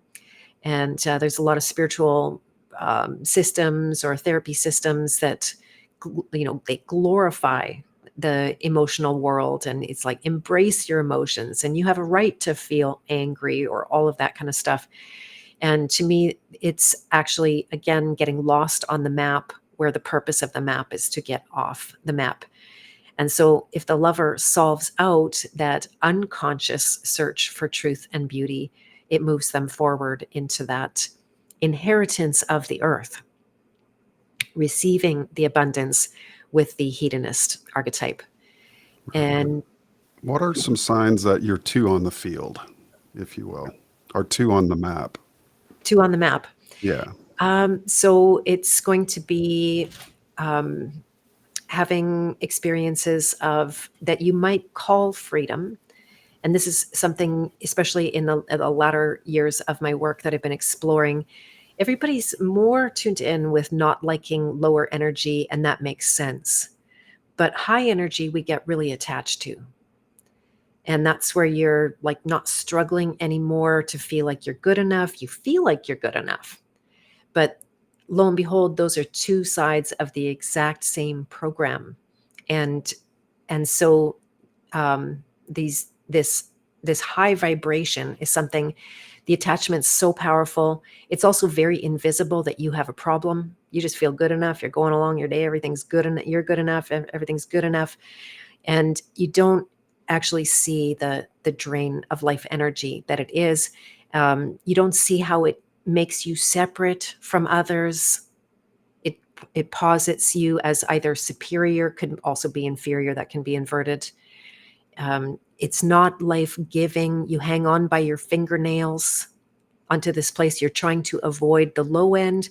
Well, guess what? The low end and the high end, they are one. There's The no... seesaw. Yep, exactly. Yeah. There's no getting away from it. So then you pretend, you go into denial of that low end. You pretend it's not there. It doesn't match your self-image anymore. You get lost in the persona of that. And so, yeah, the frequency chasing is a dead end. And I think it's a dead end for designed reason. I believe that's, has been part of the engineering of society to make us always try to ascend and get to that higher place, but never experience true freedom. Now, the beauty is freedom being the the basis for all the experiences. You're not creating that. You're just revealing that. And when you touch into the freedom behind the high energy or the low energy, then it's unmistakable. It is undeniable. It's like free is free. There's no arguing. Did I answer your question at all? Oh, and you might be muted. Yeah, absolutely. From a Russell perspective, that would be being the fulcrum versus being on the seesaw. So you can stand between that tension of opposites, if you will, and you command them versus them commanding you, so to Right. speak. So Right. in other words, you learn to create your own vibration and your own frequencies at will. So that's what I would call like true alchemicalization. When you take command of matter and command it to be divine with your own thoughts. Yeah, that's the power on the other side of dissolving those opposites, because otherwise, they seem really real, and we flip and we flop and go at war between those two, and even the balancing is a dead end path. But once you're off that map, those opposites dissolve. I have an exercise I teach called marrying the opposites, and you get a visceral experience of going from that tension of the poles to a place of not suppressing the poles. That's the other part, the other way that people fake their way through balance, but actually having, like you said, the ability to withstand the tension, to hold them at the same time, and then to watch what comes out of that is a birthing, exactly what you're talking about, and that ability to create from a much more pure source. Mhm. So when the hedonist comes into this is interesting because typically the very word probably connotes a bad view of that particular phrase in most people's minds. So It's a total insult. You call anybody a hedonist, they're not going to smile and say thank you, right? Yeah, yeah. So I'm on a mission to reclaim. That was definitely part of the hedonist archetype. Pardon me, hedonist. The mermaid archetype, I meant to say, because there is a sensuality there. There's an enjoyment of life, an inheritance again, and pleasure is something that has been so intensely weaponized against us. And it is the perfect way to entrap the vast majority of people. Not everybody is hypnotized by pleasure, but people are vulnerable to that at a lot of different levels for the reason of escapism, because we think that if we get into pleasure, then we have left our woes behind. We can distract away from things that are bothering us and giving us pain. And yeah, so it ends up being a really very sad pursuit. And there's a reason that it's got a negative connotation, because when you see the dark shadow hedonists that end up just like killing themselves out of, drug abuse, or eating themselves to death, or just laying like a whale on the beach, and they're good for nothing and no one, and barely even themselves. And it is purposeless. It is the most empty pursuit to just keep trying to fill yourself with pleasure. In fact, the more you try to fill yourself with pleasure, the more empty you become. it's so interesting because a lot of the young men that Lori and I have met over the last few years, just by acquaintance, through my cousin, for instance, I'll tell a quick story, but Mhm. we went to his house and we had dinner. It was wonderful. He said, "Hey, you want to go upstairs and visit some friends?" He lives in this really cool metropolitan area with everything's like all self-contained. You could almost call it the model of a 15-minute city. And so we roll upstairs and have a beer with a couple of his buddies upstairs. They're in their mid 30s, and they're literal video game holics. And it was like trying to even talk to them. They were more interested in the video game than even having or answering a sentence or putting the controller down long enough to meet two new people that had come into and the smell of weed everywhere. It's just like, okay, so it's bongs and video games and then probably porn in between that. And that's the entire life. And one of them says, "I just wish I could meet a woman who liked me." And Lori looked at me and I looked at her. And I was like, all right, bro. I'd love to offer some advice, but I can't even get a word in between the video game screen and you. So it's sort of a unfortunate situation we find ourselves in. We certainly don't want our own children to grow up with, being completely disassociated from reality and married and video games, porn addiction, drug addiction, substance use. It's substance constantly filling the mind and taking away from that ability to listen to the creative voice inside. It's definitely something that plagues humanity currently, I think. It really does. And it tasks us, because when you see the emptiness behind that pursuit of pleasure, then it calls you again to purpose and to finding the pleasure of purpose, which to the shadow hedonist won't look like pleasure at all. It's not the quick fix to the senses at all. It's slow cooking. But as you know, if you've ever slow cooked a roast or anything like that, that you end up with The some of the best meal there all-time is. best ever. Yeah, I'm a exactly. crock pot junkie. Oh, nice, nice, nice. I love that. Yeah, so then, finding more subtle pleasures and deprogramming. Again, it's not we're not here for denial. That's another shadow of the hedonist, would be to deny yourself pleasure and go through that kind of puritanical self-beating and wanting yourself to suffer and be denied. That is not, Mutilation. yeah, that is not why we're here, and I'm for sure on a mission to help people with that. But to see, what's the motive? Are you trying to get out, or are you trying to get in? to the experience, and then what level of that pleasure, because the pleasure always turns to pain, so what level of the pleasure from the right motive without the fear programming behind it is going to actually be life supportive rather than so like just going out for I had my first martini, and I bet it's a year the other night, and just being with friends and enjoying on a patio and all of that kind of thing. And there was no, like, I don't like alcohol. But somehow in that context, it was the perfect thing. And I thoroughly enjoyed it. And the whole experience was very fulfilling, enriching. And I didn't suffer one iota from having that martini. So there are places, and the pleasure can actually be incredibly overwhelming, because once you get into the most fine and subtle pleasures at the level of now we're probably talking frequency here, because once you're into the freedom and the God realm, there's no like, pleasure wouldn't be a question, but the experiences that point towards the divine can be overwhelmingly pleasurable, so much so that you feel like you can't even contain the amount of power that's there. And again, why you need to go through those experiences, not get stuck in them. And Yeah, there's the pleasure of purpose. I really like that, because how often do people actually consider that to be a positive thing? And it's the subtlety, I think, too, with which one can approach it. Sort of reminds me of the Temple of Delphi, the two pillars: know thyself, but none to excess. In other words, in the subtlety, not the excess, is the real pleasure of life.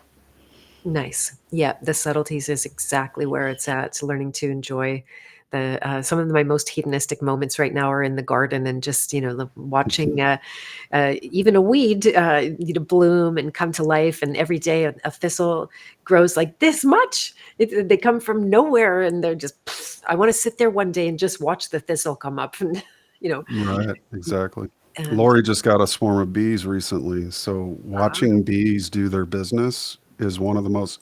We both sat there, and we could have sat there for literally half the day, just watching bees come and go and do their little bee things. It's the right. in the subtleties of the wild world of nature is you'll find this divine balance that just is, it's almost seemingly unattainable by man, but until you realize that watching it and being aware of it is the balance that you're looking for in your own self.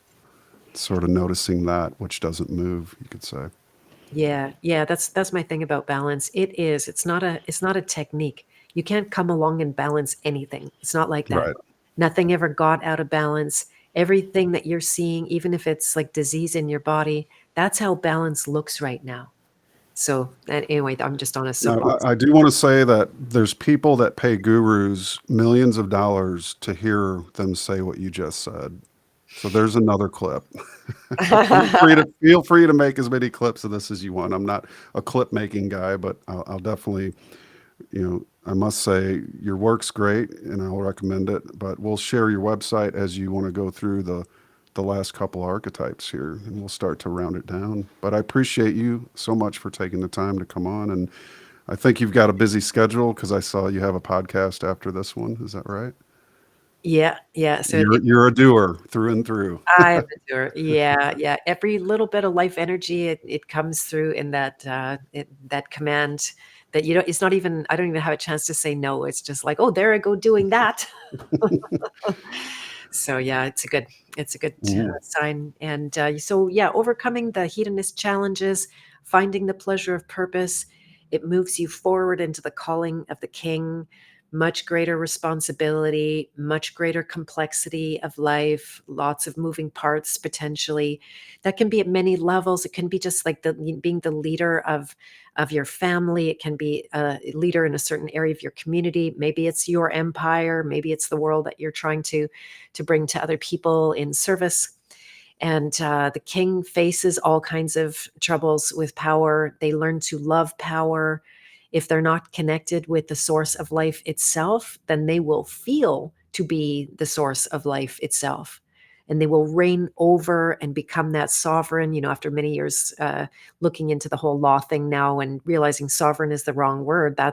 We don't want to reign over anyone. We are perfectly reigned over, and your role as a king is really to serve. That's the heart and the soul of it. To do it with authority, to do it in a leadership context where you're willing to be the head of the spear, although that's pretty warrior too in its languaging. And the perils of power will face you over and over again. People will try to take you down. It's an excellent time for the king to recognize high energy and see how it makes them a target. So you can take a lot of pressure out of your life by not staying clinging to the high energy. And then that moves you forward into a new calling of the alchemist, where it's not necessarily, it doesn't mean you leave behind your role as a king, because once you got an empire, you can't really just step out of it because your archetype went forward. But it is a little bit more of a back seat. It is you become rather than the forward leader, you become the counsel to the leader, the back end, where the guidance is given, the reflections are given, uh, you know, little secret nuggets to be able to use and heal from. You start to become in more technical or aware of how split up as a psyche we end up, and how pocketed off all kinds of energy gets because we couldn't go through the pain of it or the injury of it real time. And you start reclaiming the parts of yourself and quote unquote bringing them into wholeness. But really, wholeness is the reality. It's just breaking through the illusion so that you could have a direct experience of wholeness, which is freedom. It's not a frequency, it's not a vibration. It just is. The revelation is like, oh, I'm only one person. I'm not all these competing different parts of myself that are arguing with each other all day long and losing energy to it. Your life becomes an instrument of returning humanity back to a natural state. That's my secret desire behind all of this. I want to see what would we be like if we were in a natural environment, meaning, not all mucked with and experimented on and, all of that stuff. And so that brings you full circle back to the beginning, the child and nature and that new creation. So Would you that's say oh, that's beautiful. The way that you describe that, would the alchemist be fitting to be seen as sort of the crown of the whole eight? Is that the wholeness principle where all eight align and become one with each other? in a way, yes, and in a way, no, because it is a temporary place, and all healing begets new problems, right? So this is the thing that people don't realize about those who've done a lot of work on themselves and they have that excess to give. Well, they just end up with a bunch of new problems. It's not Okay, so literally a repetition of a spiral, but maybe a different octave, perhaps. But you're totally still different going to have. optics. There you go. Yep. Different octaves, what it does to me is that its creators designed to keep us humble, to have leveled the playing field. So it doesn't matter that I've been working on this for 20 years. That doesn't make me ahead of anybody who just is Sure. starting right now. It's the truth of it. It's the reality. It's as hard for me as it is for them, but hard in different ways and with different expressions. The higher your frequency, the harder it is to see where you're stuck, and then vice versa, the lower you are, the easier it is to see, but the harder it is to release. So you both have the same level of difficulty. It's just in a different way. Right. There's often people I'll encounter who are they talk about beings of higher order which are here walking among us, people who are, for instance, breatharians who live on nothing but sunlight. And I'll stump them because I'll go, well, I'm still going to eat steak and shrimp and drink wine and beer if I want to. And they're like, and it's like, to me, it's not about trying to get to the breatharian. I can live on sunlight. Of course, I could try. I could devote my life to that kind of a spiritual practice. But what would I be missing? if I couldn't eat chocolates with the grandkids, or ride a four-wheeler, or all these different little things of where it's other words, being where you're at, even on your own journey, is such an important thing. And not too many people really try to emphasize that to either their clientele or others. But it seems this journey, as you will, is one such advice that I thoroughly recommend all people get a copy of this book. And if you would just maybe a closing thought or two, and I'd love to share what events you have coming up. Looks like you have a July 10th early bird starting for the Nurturer class. Right. The course starts. And if I could just say something quickly about what we were talking about, how, the breatharian, and they're probably in pride and up and hanging on that high energy, feeling all superior, or it can be anyway. I've, certainly met people, they think that's the high state, and the steak and the wine and everything is the low state.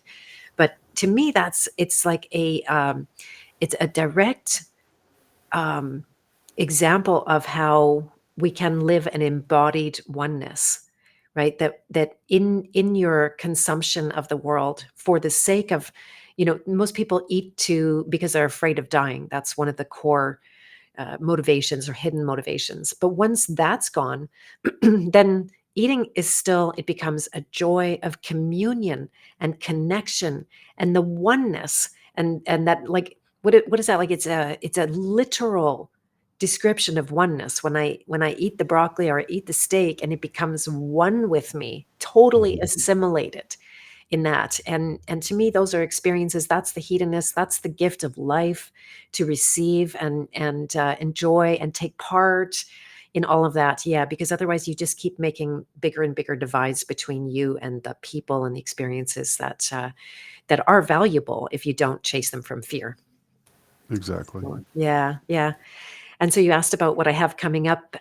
So July 10th, which is Wednesday this week, I believe that your interview is coming out, is the start of the Nurture Cure.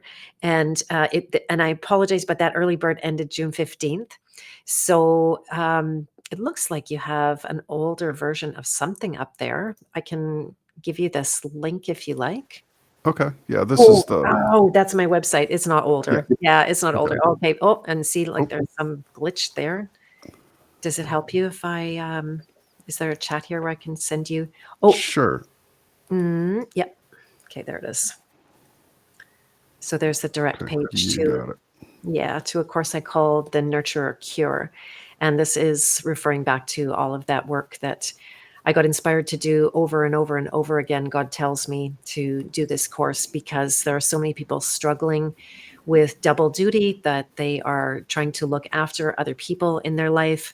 They are called to that either by necessity, or they're driven to it, or they're driven to it because of felt deficiencies inside themselves that drive them to be good member of their community and their society, to be a good friend, to be generous, to be loyal, but struggling and suffering with it, bringing literal harm to themselves, not looking after themselves properly, making a sacrifice that's not sacred because they get left in the dust, maybe abandon themselves. They swing from helping everybody with everything to crashing and burning and pulling out and deciding they're not going to help anyone with anything ever again. And so this is a way to solve out that without having to enter into the balancing act and just be on the teeter-totter, to go right into and through those experiences to a place of freedom, to literally deprogram your nurturer. So why? So you could be a healthy and happy helper for the betterment of everybody in your world, and of course yourself, because that precipice between the nurture and the lover we talked about, that's the inheritance of this work. Once you have good solid boundaries, then you get to start consulting more from your inner purpose than ever. And purpose is very important to the nurturer. Also, in fact, it is the cure, because if you know how you help, why you help, and who you help, it narrows things down a lot.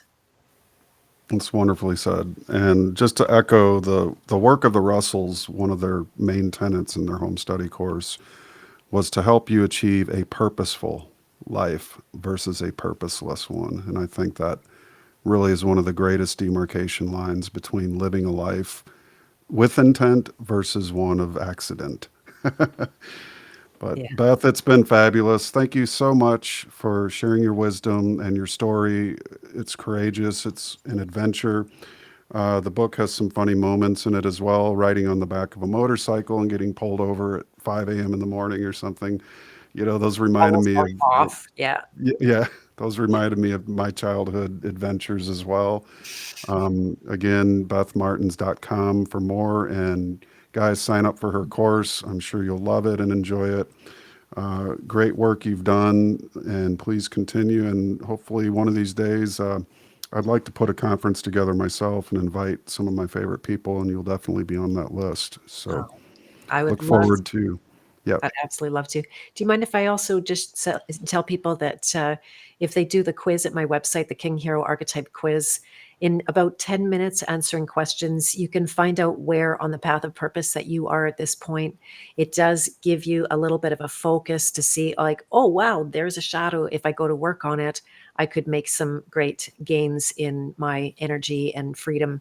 So that's a really great place to start with my work. excellent.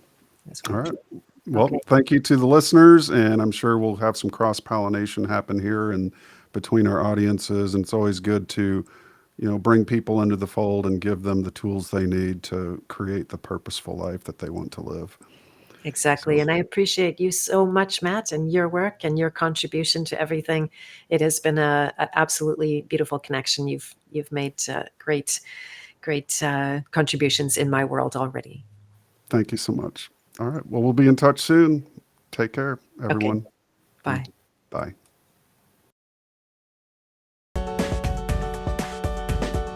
Ladies and gentlemen, thank you very much for viewing and for sharing the link to this tech podcast. To find out more about the work that I do, you can visit mattpresti.com. Scroll down to the bottom to view all of my social media links and channels. If you feel so inclined, you may leave a donation through the Cash App by scanning the QR code or using the hashtag $MPRESTI. To contact me, simply reach out through the contact form at mattpresti.com. Thank you so much.